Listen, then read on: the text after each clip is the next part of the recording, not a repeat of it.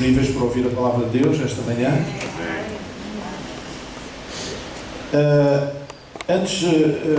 Sim, isso já está dito. Tinha aqui dois anúncios, mas acho que já foram ditos. Vamos abrir a palavra de Deus. Vamos abrir a palavra do Senhor, Isaías 53, um texto que é muito conhecido. Mas eu gostaria de falar dele numa outra perspectiva diferente do que aquela que é hábito. Isaías 53, os primeiros 5 versículos, diz assim: quem deu crédito para a nossa pregação e a quem se manifestou o braço do Senhor? Porque foi subindo como renovo perante Ele, e como raiz de uma terra seca não tinha parecer nem formosura, e olhando nós para Ele, nenhuma beleza víamos para que o desejássemos. Era desprezado e o mais indigno entre os homens, homem de dores, experimentado nos trabalhos, e com um de quem os homens escondiam o rosto era desprezado, e não fizemos dele caça alguma. Verdadeiramente Ele tomou sobre si as nossas enfermidades e as nossas dores levou sobre si, e nós o reputamos por aflito, ferido a Deus e oprimido. Mas Ele foi ferido pelas nossas transgressões e moído pelas nossas iniquidades. O castigo que nos traz a paz estava sobre Ele, e pelas suas pisaduras fomos sarados. Tem aqui a palavra do Senhor. É um texto messiânico, é um texto que se refere a Jesus de uma forma messiânica, de uma forma profética. Isaías não sabia bem do que é que estava a falar. Ele foi inspirado pelo Espírito Santo e escreveu estas palavras. Eu hoje gostaria de falar sobre este tema: onde está Deus? Sobre a velha questão do sofrimento. Ninguém gosta de sofrer nesta sociedade, e a sociedade tenta, por todos os meios, ignorar e evitar o sofrimento, a dor e a morte. Nós somos constantemente iludidos com o discurso que a felicidade pode ser assegurada por uma fé positivista. Se eu fizer muita força, eu vou ter a minha felicidade. Não é isso que a palavra de Deus ensina, mas esta é uma ideia que tem feito caminho. A realidade é muito diferente. Vocês vejam que olhamos para os hospitais onde tantas pessoas lutam pela vida. Olhamos para as prisões onde as pessoas estão privadas de liberdade. Olhamos para os becos escuros, degradados da nossa cidade, das nossas cidades, onde há quem mergulhe no mundo das drogas ou da prostituição. Lugares onde a dor e o sofrimento estão presentes e por vezes tornam-se inexplicáveis. O sofrimento é, portanto, uma questão antiga, com que todas as filosofias, religiões, pessoas, culturas, civilizações se têm confrontado. E nenhuma cultura ou civilização ainda encontrou uma resposta cabal, satisfatória, completamente satisfatória, para compreender o surgimento, para compreender o sofrimento. Nenhuma encontrou. Têm surgido algumas propostas de explicação ao longo da história para compreender ou lidar melhor com a questão do sofrimento. Eu creio que nem sempre é para compreender, mas é para se aprender a lidar um pouco com esse assunto desagradável, que é a questão do sofrimento, para o qual nós não temos uma explicação. Há muitas propostas, quer filosóficas, quer teológicas, quer na filosofia, quer na religião, para a explicação do sofrimento. Os antigos filósofos gregos diziam que o sofrimento tinha um efeito, uma função pedagógica na vida, que é para as pessoas aprenderem, não é? Portanto, esta era a ideia deles. As pessoas vão aprender, o sofrimento vão aprender. Já os hebreus, no Antigo Testamento, sugeriam a lei da causa e efeito, a chamada justiça retributiva, que era: se tu fizeres mal, tu vais escolher mal; se tu fizeres bem, tu vais escolher bem. Se tu obedeceres a Deus, vai correr uma vida maravilhosamente. Se tu desobedeceres, vai correr a vida mal. Portanto, a partir do Deuteronômio, da lei de Moisés, eles desenvolveram esta ideia no Antigo Testamento. E o próprio Agostinho, chamado Santo Agostinho, dizia que o sofrimento era apenas uma consequência do pecado original. Portanto, surgiram muitas ideias ao longo das culturas, ao longo das histórias, da história para lidar, para compreender o sofrimento e aprender a lidar minimamente com o sofrimento, conviver com o sofrimento que é inquestionável, que existe. Vocês sabem que no Oriente as filosofias, a maneira de pensar, os conceitos do mundo, do tempo, são diferentes do Ocidente. Então no Oriente eles encontraram duas formas para tentar lidar um pouco melhor com a questão do sofrimento. Uma delas é a lei do karma. A lei do karma é aquela ideia de que aquilo que sofremos é sempre consequência dos atos que nós praticámos anteriormente. É uma espécie de um boomerang que a gente atira e ele dá 3 voltas e volta à nossa vida. Então esta é a ideia. E apesar disto ser uma invenção do Oriente, no Ocidente, na nossa cultura, já há muita gente que diz isso, não é? Isto é karma. Alguém que faz mal e depois a seguir tem um problema, às vezes até no Facebook aparecem umas coisas engraçadas, karma. Porque, por causa da globalização e do encontro das culturas, esta ideia do karma começa a estar presente. Mas o karma não explica o sofrimento que não tem uma causa. Portanto, há pessoas que sofrem e não há uma causa direta que nós digamos. A pessoa está a sofrer por causa disto. Se a pessoa cometeu um erro e esse erro tem consequências e está a sofrer as consequências, nós dizemos, olha, estás a sofrer por causa daquilo. Mas quando não há um erro, quando não há um erro cometido diretamente por aquela pessoa, o que é que nós dizemos? Coitadinho, coitadinha, não merecem.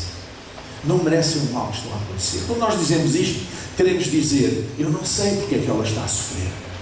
Não me faz sentido, não compreendo.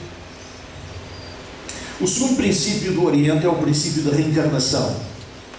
Aquela teoria de que nós, quando morrermos, reencarnamos num ser normalmente inferior. E se nós formos muito mauzinhos nesta vida, somos capazes de reencarnar num corpo, sei lá, de uma barata, de um rato, uma coisa assim. Se formos bonzinhos, reencarnamos assim num animal assim mais jeitoso. Mas a Bíblia não fala em reencarnação, a Bíblia fala em ressurreição. Amém? Senão nós tínhamos todos passar a ser vegetarianos, não é? Os fulanos na Índia lá, não é? Que acreditam na reencarnação, não comem carne de vaca, porque pode ser um antigo humano que tenha reencarnado enquanto uma vaca. Portanto, nós tínhamos de ser todos vegetarianos. Mas foi assim que o Oriente organizou uma lógica para lidar com o sofrimento. Então aquilo já lhes faz um certo sentido. Nós achamos um pouco estranho, porque não é uma coisa nascida aqui na mentalidade do Oriente, das nossas culturas. Mas será que Jesus explica o sofrimento humano? Será que Jesus traz uma resposta para o sofrimento humano, para que nós possamos compreender porque é que as pessoas sofrem? Não. Jesus não dá uma resposta clara sobre o porquê do sofrimento e da dor. Há duas coisas, porém, que Jesus ensina e que nós podemos tirar por exclusão de partes. A primeira é que Jesus não relaciona o sofrimento humano com o pecado das pessoas. Não relaciona. Apesar disso, a Bíblia ensina que há consequências para os nossos atos. A Bíblia diz que aquilo que o homem semear, isso também se fará. Mas a verdade é que muitas vezes a vida surpreende-nos com coisas que nós não semeamos. Nós não semeamos. E estamos a ter dor, sofrimento de uma coisa que nós não semeamos. E como explicar isto então? Então Jesus mostra que nem sempre o sofrimento humano se refere diretamente ao resultado dos nossos atos, maus atos. Eu dou aqui um exemplo simples. Vocês têm uma família, 2 filhos gêmeos. Isto já aconteceu, conheço casos, sei de relatos de casos assim. São educados na mesma família, da mesma maneira, na mesma casa, pelos mesmos pais, com as mesmas condições financeiras, com as mesmas condições intelectuais, tudo. E um dos filhos é uma pessoa que dá prazer, alegria aos seus pais, tornou-se um adulto, tornou-se um bom profissional, tornou-se uma pessoa que alegra aos seus pais pelas suas conquistas, pelo seu equilíbrio, como um bom cidadão em todos os aspectos.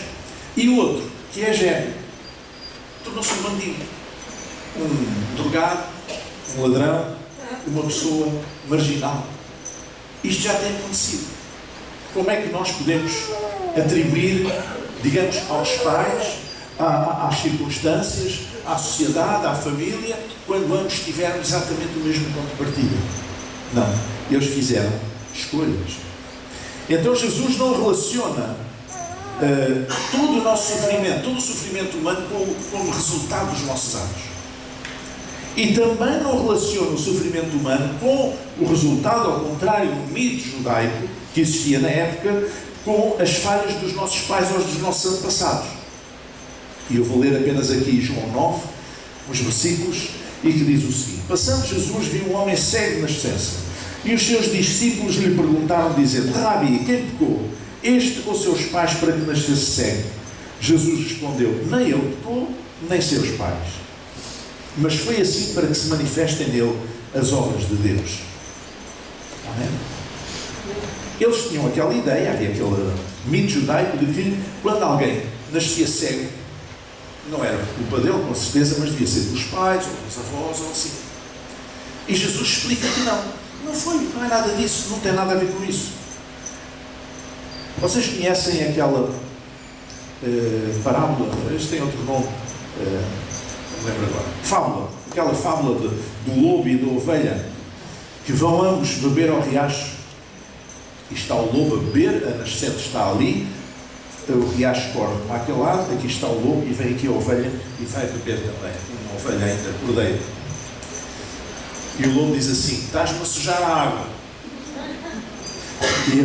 E o cordeiro diz assim: como é que eu estou a sujar a água se a água vem daí para aqui? Se não foste tu, foi a tua mãe. Essa é essa fala. Então nós temos muito esta tendência, porque nós queremos encontrar a raiz, a razão, porque é que as pessoas estão a sofrer. Temos dificuldade em lidar com o desconhecimento, não compreendermos a razão da dor, a razão do sofrimento, e muitas vezes esse sofrimento não deriva dos nossos atos, nem dos atos dos nossos antepassados. Então o que é que Jesus fez com o sofrimento humano? Ele aliviou todas as pessoas que se encontraram com ele. Ele trouxe alívio, ele trouxe cura aos doentes, ele ressuscitou mortos, ele alimentou os famintos, ele deu uma palavra de esperança aos que estavam sem esperança, ele deu uma palavra de ânimo aos que estavam marginalizados pela sociedade. Ele contribuiu para superar, para aliviar o sofrimento daquelas pessoas. Certamente houve muitas pessoas que viram as suas vidas transformadas e curadas pelo toque de Jesus e viram aí a solução imediata para os seus problemas. E isso foi uma das coisas que ele fez. Ele aliviou o sofrimento daqueles com quem ele se encontrou. E ainda hoje, a boa notícia é esta: ainda hoje ele faz isso. Amém. Aqueles que se encontram com ele alivia o seu sofrimento. Talvez ele não explique porque é que a pessoa está a sofrer,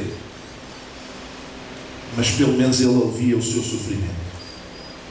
Jesus foi sempre solidário com as dores dos mais próximos dele, daqueles que se aproximavam dele, com as dores do sofrimento dos ostracizados, dos esquecidos da sociedade, como por exemplo os leprosos, e os cegos, os coxos, paralíticos.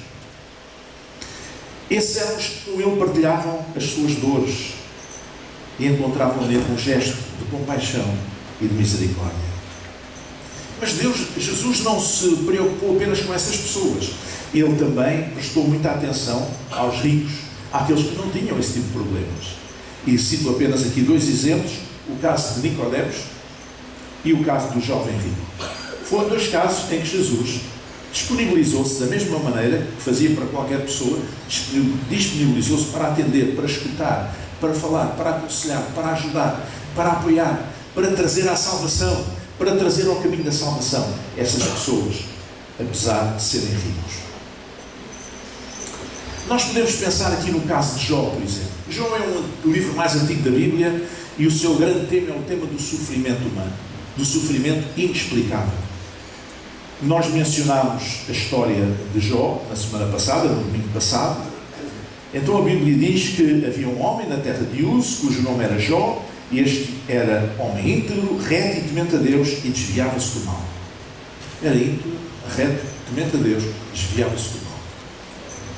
Era um homem praticamente perfeito. Mas não só, diz que ele oferecia holocaustos segundo o número de todos os filhos. Porque ele dizia assim: porventura pecaram os meus filhos e amaldiçoaram a Deus no seu coração? E então assim fazia Jó continuamente. Então a vida deste homem era um homem reto, íntegro, temente a Deus e que oferecia sacrifícios certamente por ele e também pelos filhos. Um homem praticamente perfeito, um homem respeitoso para com Deus, um homem que amava a Deus, um homem que adorava a Deus. E no entanto, vieram uma série de desgraças e sofrimento. De repente, assim num momento, uma coisa inexplicável. Então, a história de Jó é uma história que nos mostra, o pano de fundo de todo o livro é a questão do sofrimento e como é que nós nos posicionamos perante ele. Porque ele faz parte da vida. O sofrimento, a vida humana é como uma moeda. As moedas têm duas faces. De um lado está o prazer, do outro lado está a dor. De um lado está o dia, do outro lado está a noite. De um lado está a luz, do outro lado está as trevas. A vida humana tem tudo isto. E aquele homem apanhou com aquelas desgraças todas, a uma em cima dele, nem teve tempo para digerir cada uma delas. Aquilo foi durante os momentos, vieram as más notícias todas umas em cima das outras. Estou-me a lembrar de um homem que é hoje presidente da nação mais poderosa do mundo, os Estados Unidos da América. Este homem foi aos 30 e poucos anos eleito para o Senado dos Estados Unidos. É um homem de origens humildes, ainda muito jovem, ele foi eleito para o Senado. Ainda não tinha tomado posse. Recebeu uma notícia de que tinha havido um acidente e a sua mulher ia no carro com os seus filhos e uma filha, e tinha sido uma coisa feia. E ele largou o que estava quase a tomar posse, foi a correr para a sua terra, a sua cidade. Então a mulher morreu no acidente, a filha morreu no acidente e os dois filhos ficaram com vários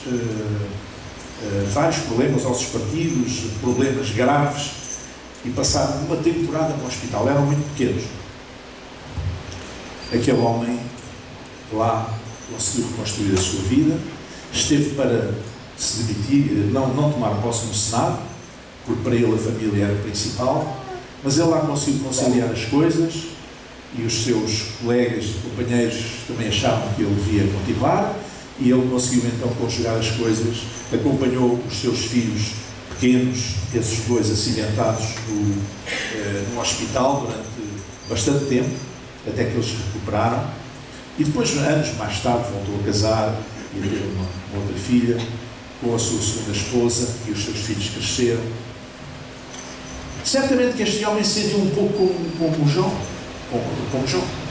Certamente que ele, quando recebeu a notícia e que soube que a mulher tinha morrido, então, mas agora que eu consegui o máximo da minha vida política, ser eleito para o Senado como senador dos Estados Unidos, agora que eu ia começar uma vida nova, agora isto aconteceu. Como é que se explica isto? Isto não tem explicação. O sofrimento, muitas vezes, não tem explicação. De Jó aconteceu a mesma coisa. Mas a história de Jó ensina-nos uma coisa fundamental, que é onde é que está Deus no nosso sofrimento. E Deus estava com Jó durante o seu sofrimento. Se nós lermos o livro de Jó, que é um pouco extenso, verificamos que Jó está a conversar com Deus. Quer dizer que Deus estava com ele. Ele conversa com Deus. Ele conversa com Deus, ele põe as suas dúvidas, ele põe as suas questões, etc. E há um longo diálogo entre Deus e Jó. Deus estava com Jó no seu sofrimento. Então, irmãos, o que é que significa isto que diz Isaías? É só que Jesus Cristo, nesta passagem messiânica, na cruz do Calvário, levou sobre si as nossas dores, as nossas enfermidades, etc. Eu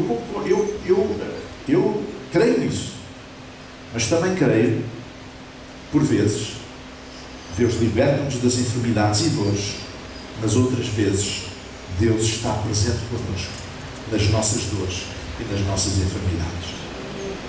Deus faz-se presente connosco.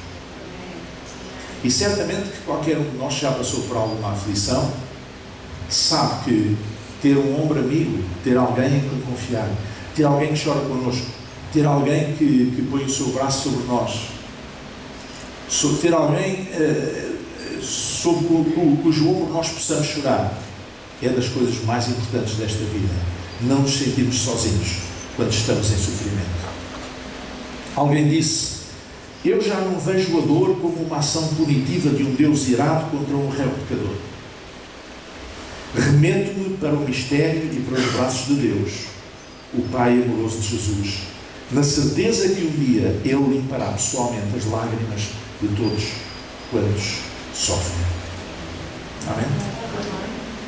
Durante a Segunda Guerra Mundial, durante o Holocausto, aquele período dos campos de concentração e das câmaras de gás, um período de sofrimento para milhões de pessoas, especialmente judeus, mas não só.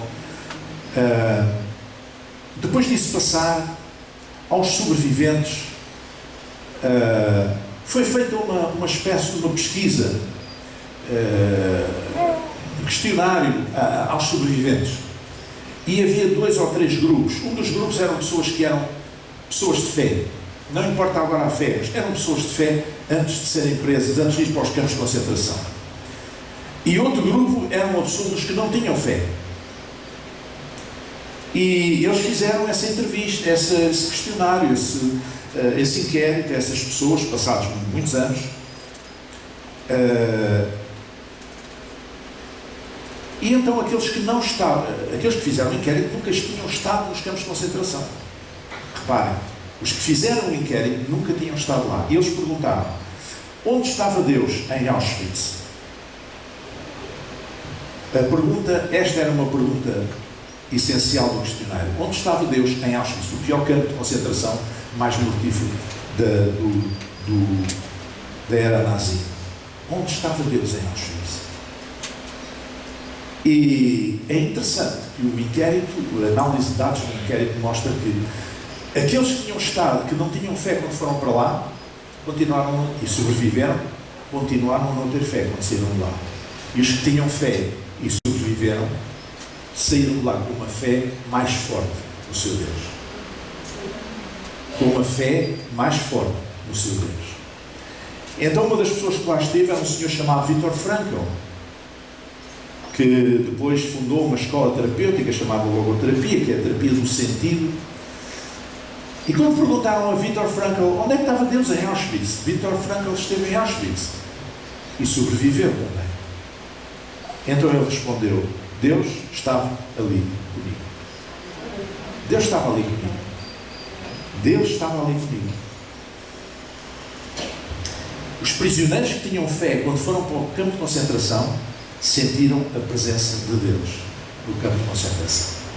Por mais estranho que possa parecer, por mais estranho que possa parecer, é muitas vezes na noite escura que Deus se manifesta de uma maneira mais convincente à nossa vida.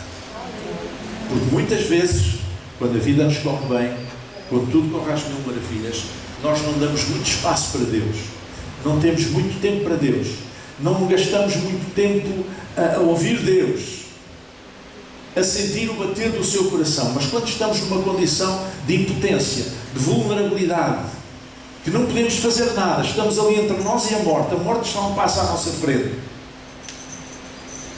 estamos a ver pessoas, os nossos companheiros a irem para as câmaras de gás, os nossos companheiros a morrerem de doenças, a morrerem de cansaço, a morrerem de pacada, e nós estamos a um passo da morte. Resta-nos Deus. E muitas vezes é aí que Deus se manifesta. Quando o apóstolo Paulo se queixava a Deus de um problema físico, tal espinho na carne, e pedia a Deus para o curar, qual foi a resposta de Deus? A minha graça te basta, porque o meu poder se aperfeiçoa na fraqueza.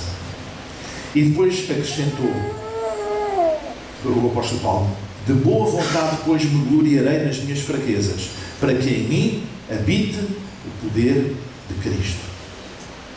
Amém? Minha graça te basta, porque o meu poder se aperfeiçoa na fraqueza. Não é exatamente bem isto. O poder de Deus não se aperfeiçoa ou deixa de ser aperfeiçoado, ou deixa de ser aperfeiçoado. Nós é que nos sentimos assim. Porque quando nós não estamos debaixo da aflição, não estamos a enfrentar sofrimento, nós não prestamos atenção à presença de Deus. Não prestamos a mesma atenção à presença de Deus. Mas quando estamos em vulnerabilidade, em sofrimento, em situação de impotência perante o mal que nos cerca, então nós estamos mais disponíveis para ver Deus manifestar o seu poder na nossa vida. A atitude de me gloriar nas minhas fraquezas, como dizia o apóstolo Paulo, para dar lugar ao poder de Cristo, é o oposto da hipocrisia religiosa. Os hipócritas religiosos são aquelas pessoas que acham que não são fracos. Nunca são fracos. Não querem ser fracos. Não querem ser vistos como fracos. Escondem as suas falhas. Mentem para esconder as suas falhas. Manipulam outros para esconder as suas falhas. Porque eles não querem ser achados em falta.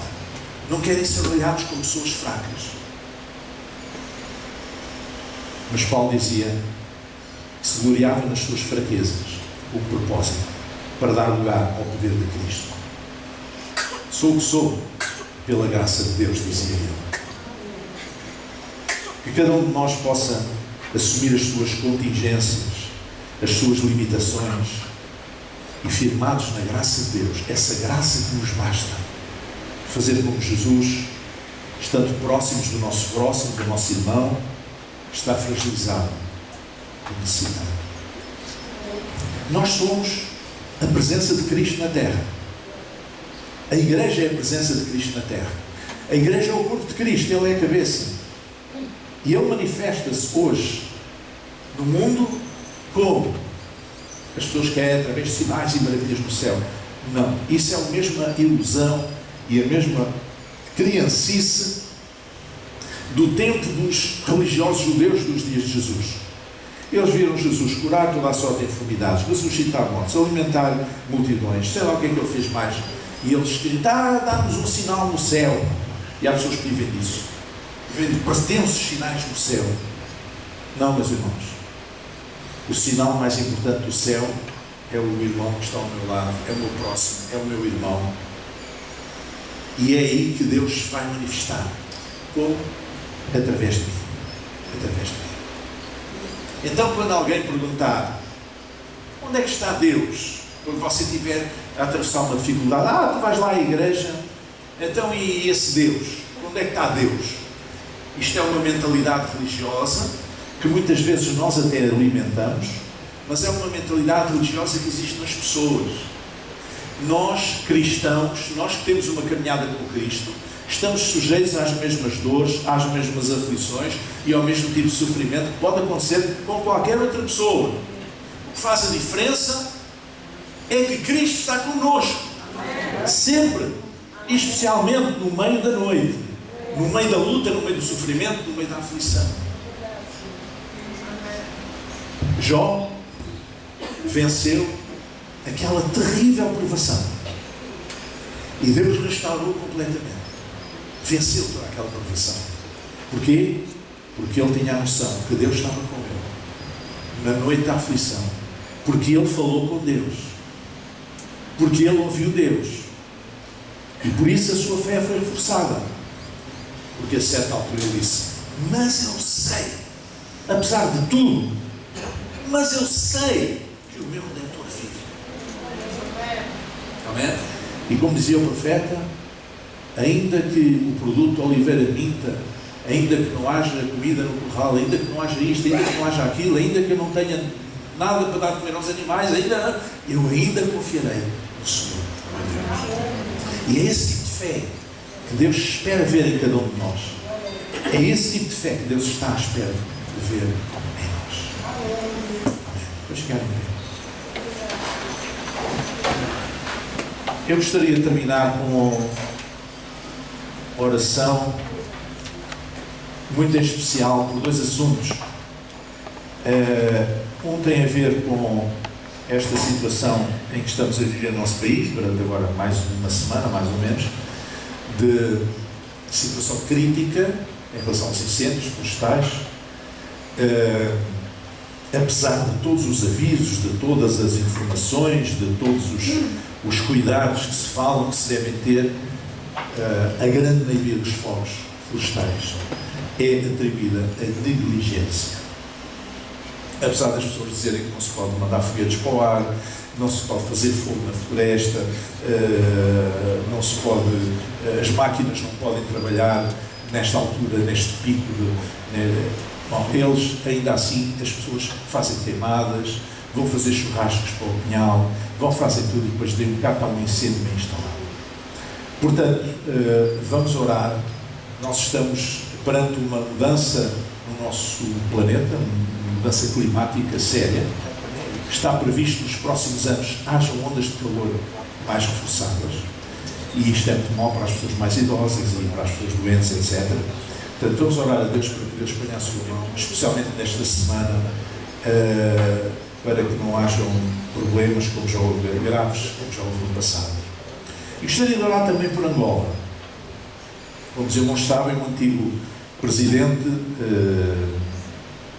do país estava a viver fora e faleceu, e agora há ali uma disputa entre a família e o governo de Angola, e eles não querem que o povo vá para Angola fazer um funeral de Estado, eles querem, enfim, há alguma confusão. Já contatei o nosso irmão e o pastor Barros também sobre isto, e disse que nós orámos na sexta-feira e que íamos orar hoje de manhã por Angola, porque há algumas manifestações, vai haver eleições em agosto, e então vamos orar.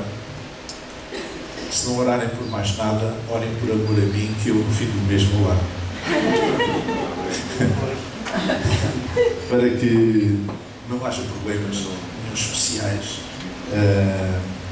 e Deus possa preservar e trazer paz. Amém? Vamos curvar a nossa cabeça. Senhor nosso Deus e Pai, esta manhã nós queremos agradecer-te, ó Deus, pelo ensino da Tua Palavra, porque sabemos onde é que Tu estás, Senhor. Mesmo na noite da aflição, sabemos que Tu estás connosco, Senhor. Sabemos que podemos confiar em Ti, Senhor. Sabemos que, à semelhança de Jó, Tu estás ao nosso lado, Tu falas connosco, Tu fazes-te presente, Senhor, nos momentos, em cada momento da nossa vida. Senhor, ajuda-nos a abrir os nossos olhos espirituais, os nossos ouvidos espirituais, o nosso coração, para Te ver, Senhor, quando estamos em todos os momentos da nossa vida, especialmente nos momentos de sofrimento, nos momentos difíceis, Pai. Em nome de Jesus, que todos os conceitos errados, Senhor, que muitas vezes vão passando, Senhor, ó Deus, que nós não possamos dar lugar a eles para nos enganarmos, mas podermos dar lugar à Tua Palavra, Senhor, e valorizar a Tua presença, Senhor, connosco, Senhor, porque Tu estás onde nós estamos, porque Tu habitas em nós. Bendito seja o Teu nome. Senhor, queremos orar também por Angola, Senhor. Queremos orar pelos governantes, queremos orar, Senhor, pela família do antigo presidente, queremos orar pela situação, Senhor. Oramos para que não haja distúrbios, Senhor, para que haja paz e tudo se possa passar da melhor maneira, Senhor. Colocamos este país, Senhor, nas Tuas mãos, Deus, uma vez mais. Oramos também, Senhor, pelo nosso país, por esta situação crítica, Senhor, dos incêndios florestais. Oramos, Senhor, para que as pessoas tenham cuidados, Senhor, para que não possam provocar incêndios por negligência. Oramos por aqueles que são mais idosos ou doentes, que sofrem muito com o calor extremo, e muitas vezes em casas sem condições, Senhor, para se poderem refrescar, Senhor. Põe a Tua mão sobre cada um, Pai. Em nome de Jesus, em nome de Jesus. Eu oro, Senhor, para que verdadeiramente nos possas abençoar nesta semana que segue, Senhor. Nos possas guardar em todas as coisas, e que nós possamos alegrar-nos, Senhor, no nosso coração com a Tua presença na nossa vida em todos os momentos, Pai. Em nome de Jesus, que assim seja. Amém. Deus abençoe, irmãos. Amém. Amém. Sexta-feira.